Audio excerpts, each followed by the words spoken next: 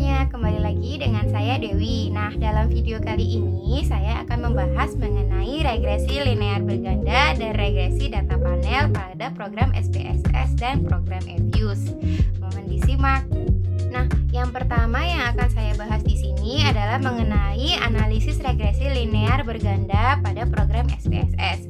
Jadi sebenarnya regresi linear berganda itu apa sih? Nah, regresi linear berganda itu adalah suatu model regresi yang melibatkan lebih dari satu variabel bebas. Nah, maka dengan demikian dapat kita simpulkan kalau berdasarkan pemahaman metode penelitian akuntansi dan manajemen bahwa regresi linear berganda itu digunakan untuk menganalisis penelitian yang dilakukan dengan menggunakan lebih dari satu variabel independen yang diuji untuk melihat pengaruhnya terhadap satu variabel dependen dalam satu waktu pengamatan tertentu atau dalam satu kurun waktu tertentu. Jadi maka dari itu regresi linear berganda itu sebenarnya merupakan analisis data dari beberapa perusahaan sampel yang diamati dalam satu kurun waktu tertentu. Nah, di analisis regresi linear berganda ini itu sebenarnya ada persamaannya. Nah, persamaannya itu adalah seperti saya tayangkan di slide ini, Y sama dengan A plus B1X1 plus B2X2 plus dan seterusnya sampai Bn Xn ditambah E. Nah, Y itu apa? Y itu adalah variabel dependen, sedangkan A adalah konstanta. B itu koefisien regresi variabel independen, sedangkan X variabel independen. Nah, kalau yang E itu adalah residual atau error. Yang pertama kita gunakan adalah program SPSS. Jadi kita akan membahas terlebih dahulu uji dalam program SPSS. Nah, ini jadi sebelum kita melakukan uji-uji terlebih dahulu, sebenarnya yang pertama harus kita lakukan adalah menentukan judul penelitian kita. Nah, setelah kita sudah menentukan judul penelitian kita, selanjutnya kita akan menyiapkan data-data tersebut. Nah, data-data yang kita dapat, yang sudah kita kumpulkan itu nanti akan kita input atau kita masukkan ke dalam program SPSS-nya dan kita lakukan ujinya.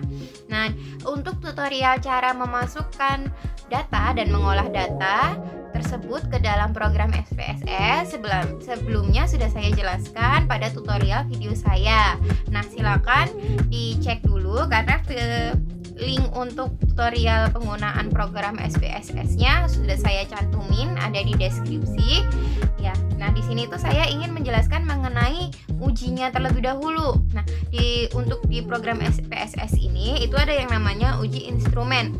Uji instrumen itu dilakukan untuk penelitian yang sumber datanya berasal dari kuesioner.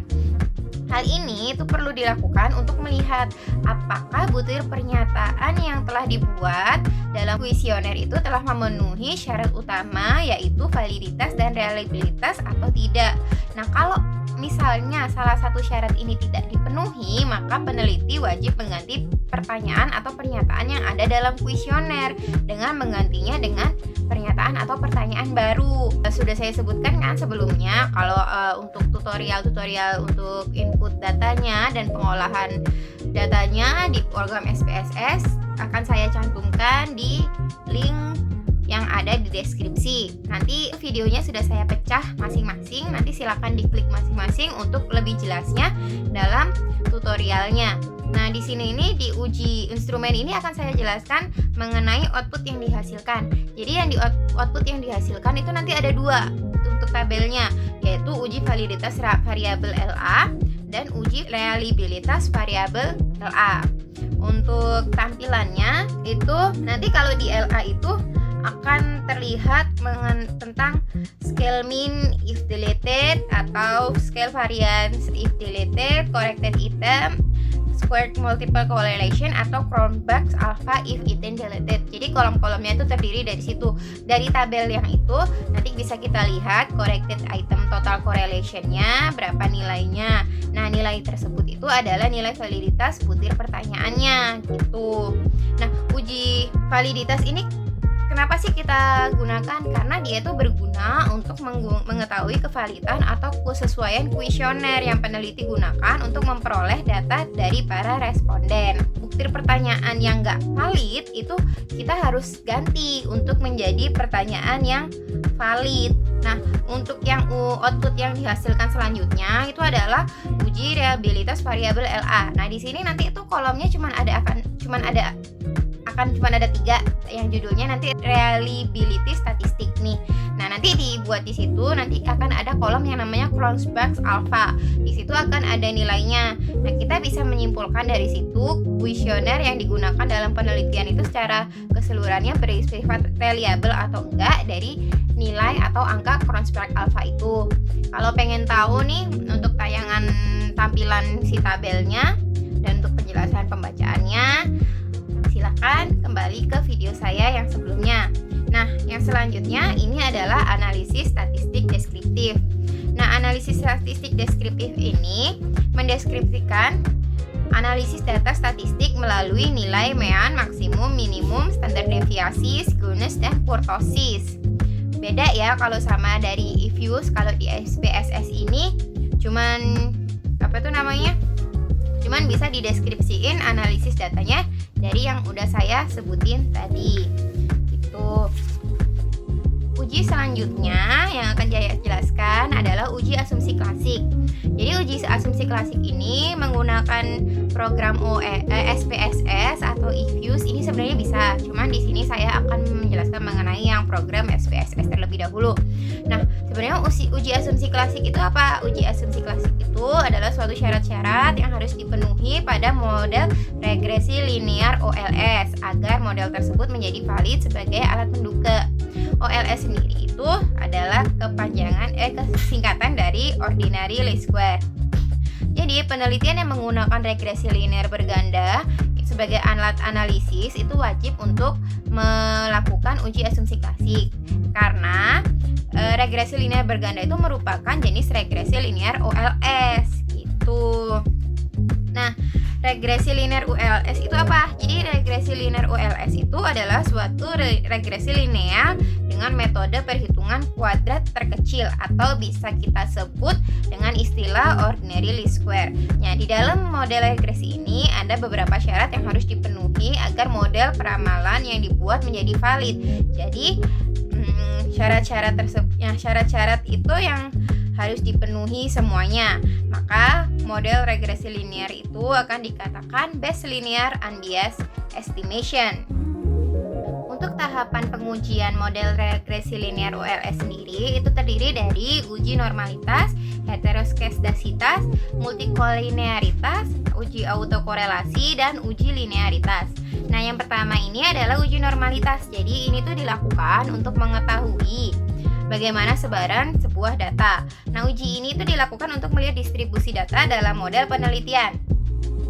Uji normalitas biasanya dilakukan melalui uji grafik dan uji Kolmogorov-Smirnov. Nah, untuk uji grafik itu hasilnya akan menunjukkan sebuah grafik yang berupa histogram atau grafik yang berupa garis. Sedangkan untuk uji Kolmogorov-Smirnov nanti itu bentuknya akan berupa tabel. Nah, tabelnya nanti itu akan berjudul One Sample Kolmogorov-Smirnov Test. Untuk tutorial penggunaan penginputan data dan pengolahan uji asumsi klasik dalam program SPSS itu juga sebenarnya sudah saya jelaskan di tutorial video saya yang sebelumnya. Untuk lebih jelasnya silahkan dilihat yang link saya cantumkan di deskripsi video ini agar lebih jelasnya.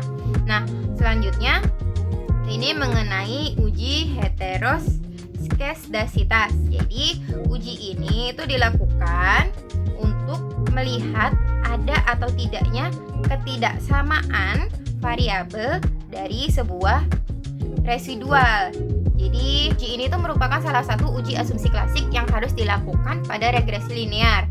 Nah, apabila hasil uji heteroskedasitasnya itu ditemukan ketidaksamaan varian dari residual, maka dapat diasumsikan heteroskedasitasnya tidak terpenuhi. Jadi hal ini tuh akan mengakibatkan model regresi dinyatakan tidak valid sebagai peramalan. Nah, uji heteroskedasitas ini itu dilakukan dengan berbagai cara, yaitu uji Glatzer, uji Park, uji Spearman, dan grafik scatter plot. Nah, selanjutnya adalah uji multikolinearitas. Nah, uji multikolinearitas ini kita gunakan untuk menemukan adanya korelasi atau hubungan kuat antara dua variabel atau lebih. Gitu.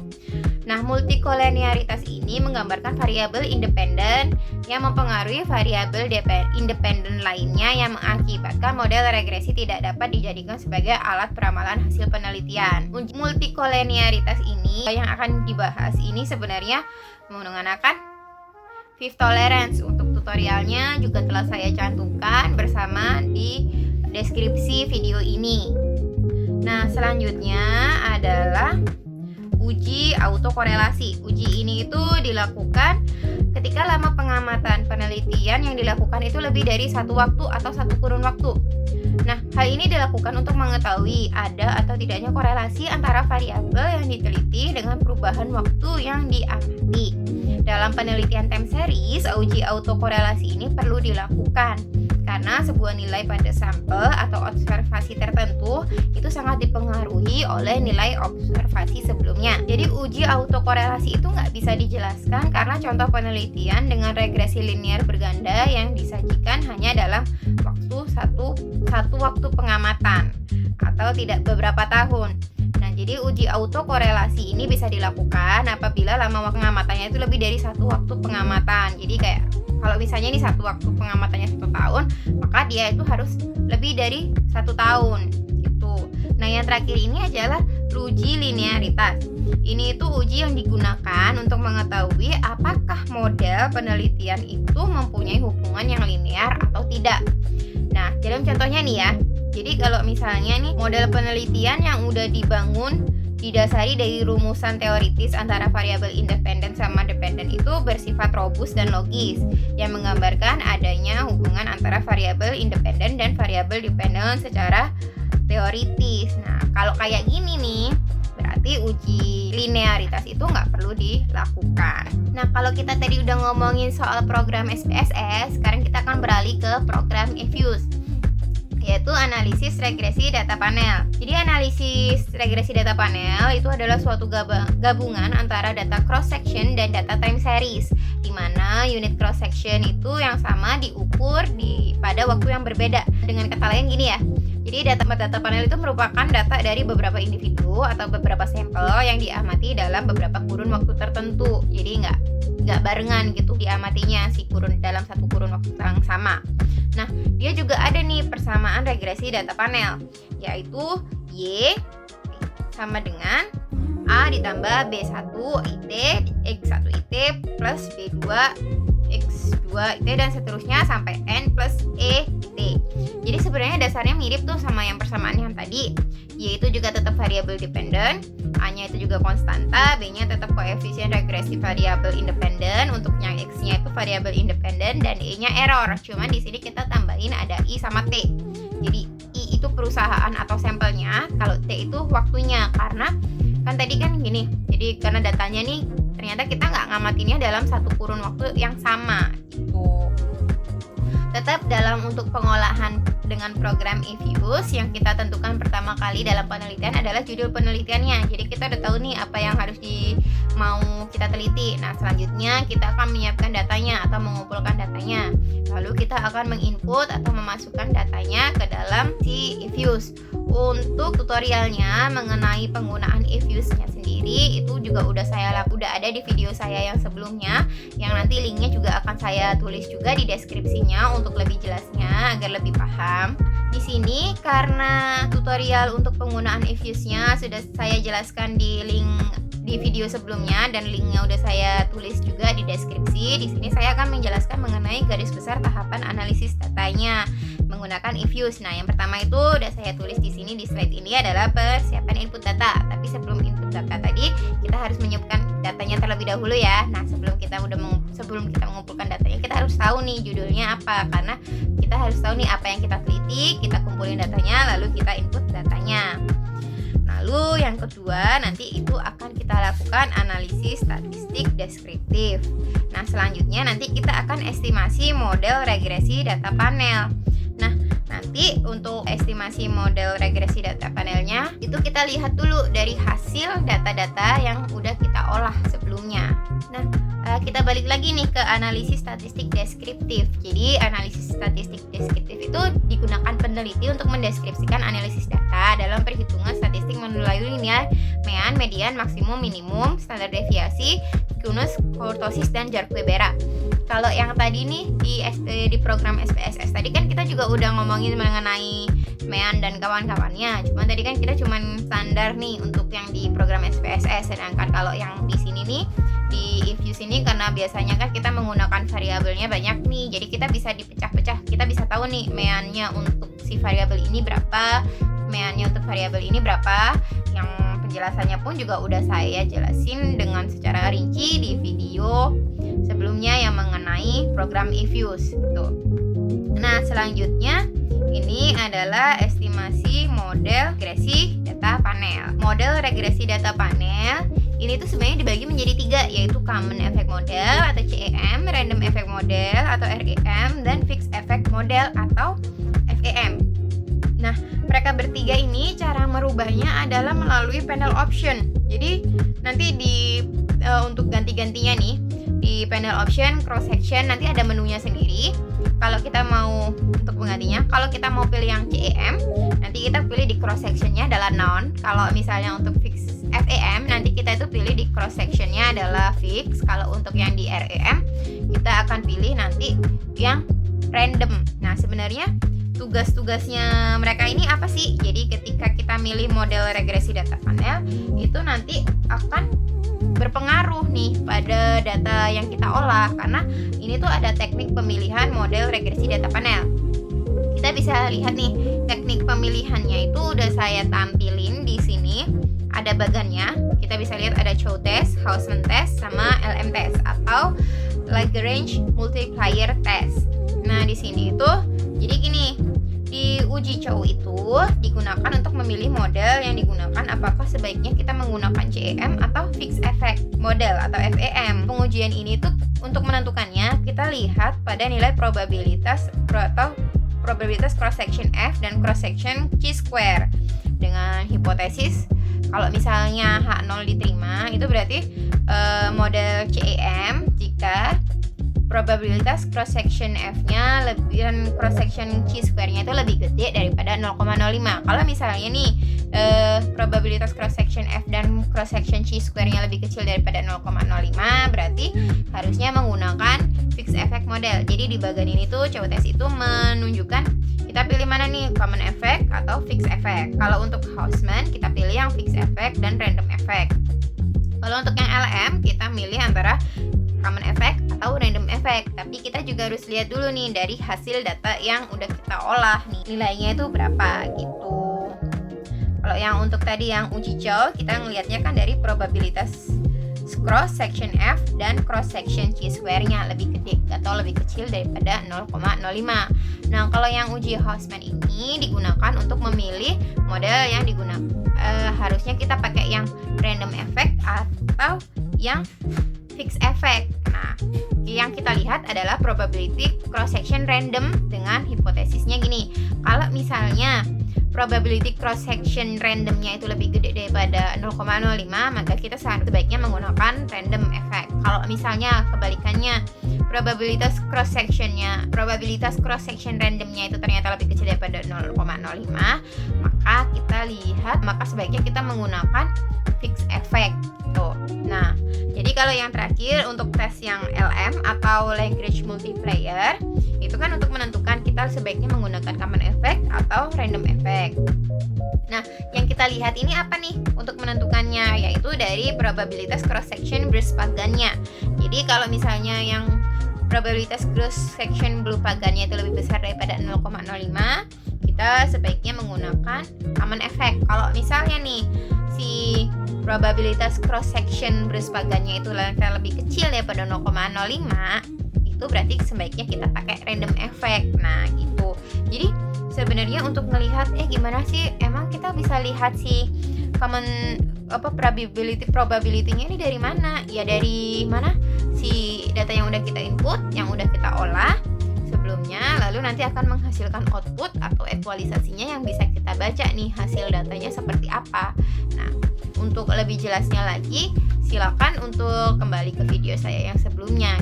Nah, di sini kan kalau tadi di SPSS udah ada yang namanya uji asumsi klasik, maka di IFUS pun juga ada yang namanya uji asumsi klasik. Jadi uji asumsi klasik ini tetap perlu dilakukan pada analisis regresi yang menggunakan pendekatan OLS tadi ya. Nah, ini. Tapi nih, di sini kan tadi kan kita lihat tuh ada model-model yang namanya common effect, random effect, atau fixed effect.